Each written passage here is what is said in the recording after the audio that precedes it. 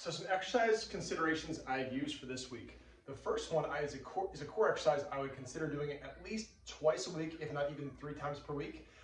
Use your discretion, but the idea is an elevated side plank. So for the purpose of this exercise, I'm going to show you what I have available at home.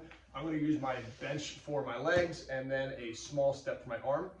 In the clinic, you do really well with using 2 of our foam pads and a step for your legs. For your leg setup, try to have your knees bent, okay? And your shins should be supported on the step or whatever you have available. The step is a nice height for you. But the goal here is to drop that hip. When you drop that hip and you keep your body straight, you're really stretching out, lengthening glute medius as well as these oblique muscles. And then you're gonna lift up after the completion of, the stretch, sorry. So you're coming down, stretching that hip capsule, stretching the obliques, and then coming up. And the goal there is to find stability on your right side of your body by using those obliques and those lateral hip muscles without using that quadratus lumborum muscle. So you're gonna come down and come up. So some common errors with this exercise is some people will try to hyperextend their back to get it done, or they'll twist a ton. We're really just trying to lift straight up with those hips and then down slow, all right? Over time, you can go a little higher like I am, and even add a small amount of weight. You can put like a small dumbbell or a weight plate right on your hip, and it's a great way to progress the exercise over time. All right, so for that exercise, I love you could do it, let's say like for maybe 1 round of 8 to 10 reps on each side. If you want to do a second round, you can, but I would say try and do that exercise like 2 or 3 times per week should really be a nice idea for you. Okay, the next exercise are gonna be 2 variations of step downs. I'm gonna use my small step for the purpose of this exercise to kind of see what I'm doing. But in the gym, I would say if you can, using a higher step would be a great idea.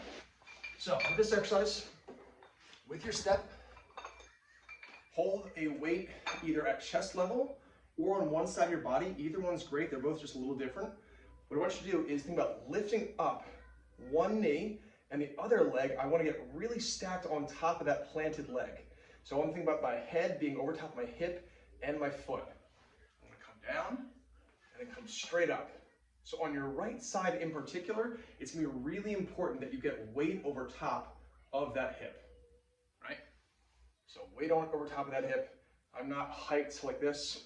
I'm right over top of that hip. And then come on back down, all right?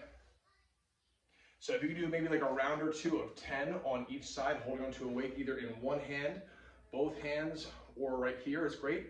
If you're holding onto a weight in just one hand, your stability demand is gonna be a little higher, so that's a great challenge for you also. The second variation of a step up would be a lateral step up. And again, one of the reasons why we're doing this exercise is not only to get strong and tall on that leg extended, but it's also to find the ground. With that quadratus lumborum pain, a lot of times it comes down to our foot not really knowing where the ground is below us. So if we can do this exercise now to the side, with the same idea of getting nice and tall on that one hip, and then down slowly, so our body can start feeling out where it is on the ground, that QL muscle shouldn't be irritating us as much over time, all right? So 2 rounds of 10 of the lateral step would be a nice exercise to include as well. All right, the third exercise is a reverse hyperextension. So let's say there is you can hold on to a plyometric box with your chest and then lift your legs behind you.